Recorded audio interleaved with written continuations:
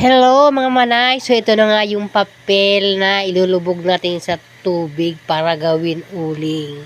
So napanood ko lang din yan, so gagayahin natin yan para maging uling.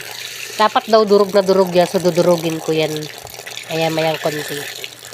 Ayan. Overnight din, overnight to overnight.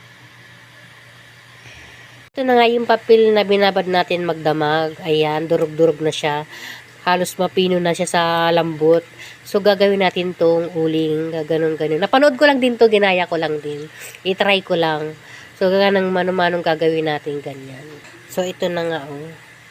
Nabilog ko na yan, eh. Mamaya, iakit ko sa taap, sa rooftop, ibibilad ko naman siya. Tapos ko na lahat bilog-bilogin to.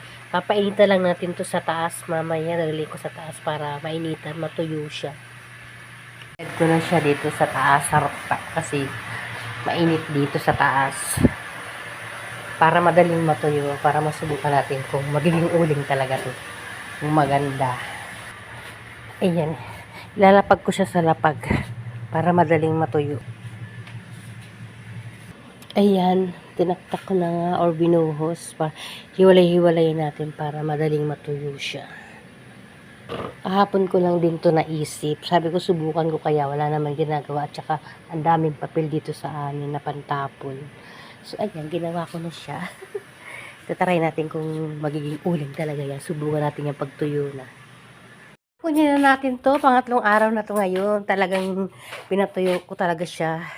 Lagay na natin dito. Yung malalaki hindi pa tuyo kasi nahulihan. Ito, subukan na muna natin tong paulingin kung totoong magiging uling talaga to, mapapakinabangan.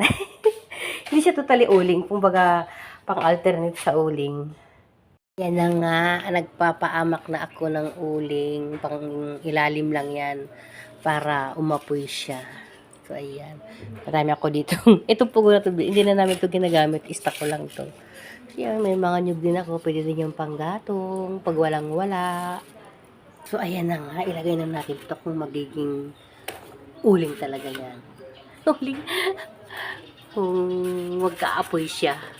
So, ito na siya. Ayan, o. Nakikita nyo yan. Na-success yung ginawa kong uling. So, kung gusto nyo rin gumawa, gawa na kayo. Hindi para hindi masayang yung mga papel na itatapon. No? Ang lakas ng apoy niya. So, ayan, o. Hindi pati masyado. Pag ano na siya, pag nagtawag ito, yun yung tawag dyan sa pag nag-apoy na siya. Ayan o, may apoy na siya. Hindi na siya masyadong mausok. Ayan o, pwede na mag-ihaw. Galing! Ang dami ko pang ginawa.